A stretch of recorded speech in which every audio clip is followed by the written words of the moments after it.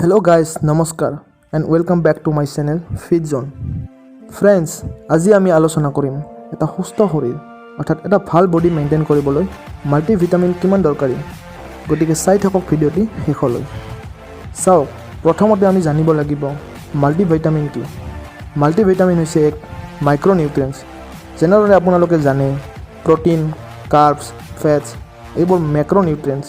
ঠিক তেনেকৈ মাল্টিভিটামিন হৈছে এক মাইক্ৰনিউট্ৰিয়েন্টছ। নেক্সট পইণ্টটো হৈছে মাল্টিভিটামিন আমাক কিয় লাগে।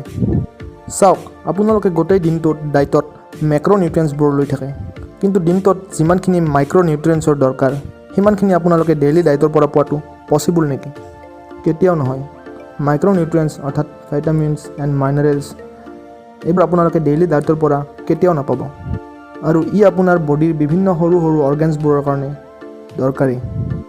যেনে আপোনালোকৰ নখ, স্কিন, চুলি, আপোনালোকৰ চকুৰ কাৰণে এইবোৰ বিভিন্ন ৰূপে দৰকাৰী।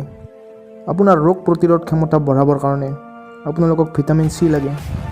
এণ্টি অক্সিডেণ্টৰ কাৰণে আপোনালোকক ভিটামিন এৰ প্ৰয়োজন। আপোনালোকৰ হাড়বোৰৰ বিকাশৰ কাৰণে কেলছিয়াম লাগে। গতিকে এইবোৰ আপোনালোকে ক'ৰ পৰা পাব? আপোনালোকে ডেইলি ডায়েটৰ পৰা এই দৰকাৰী ভিটামিনছ এণ্ড মিনাৰেলছবোৰ কেনেকৈ পাব? গতিকে ইয়াৰ বাবে আপোনালোকক মাল্টিভিটামিনৰ বহুতো প্ৰয়োজন আছে। নেক্সট পইণ্ট, এতিয়া মানুহে প্ৰশ্ন কৰিব যে আমি এক্সাৰচাইজ নকৰোঁ, গতিকে আমাৰ কাৰণে এইবোৰ ছাপ্লিমেণ্ট কিয় দৰকাৰী?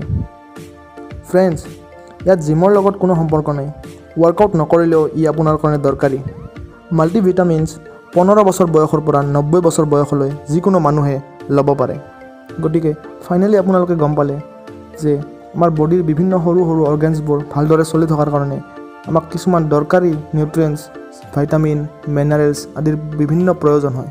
গতিকে এইবোৰ আমি ডেইলি ডায়েটৰ পৰা কেতিয়াও নাপাওঁ। গতিকে ইয়াৰ কাৰণে আমাৰ মাল্টিভিটামিনৰ বহুতো প্ৰয়োজন আছে। গতিকে এয়া আছিল আজিৰ ভিডিঅ'। আশা কৰোঁ আপোনালোকে কিছু ইনফৰ্মেশ্যন পালে। যদি ভিডিঅ'টো ভাল লাগিছে তেতিয়াহ'লে লাইক কৰক, বন্ধুসকলৰ লগত শ্বেয়াৰ কৰক, আৰু যদি কোনোবা নতুন ভিউৱাৰ্ছে চেনেলটো চাই আছে তেনেহ'লে চেনেলটো ছাবস্ক্ৰাইব কৰক।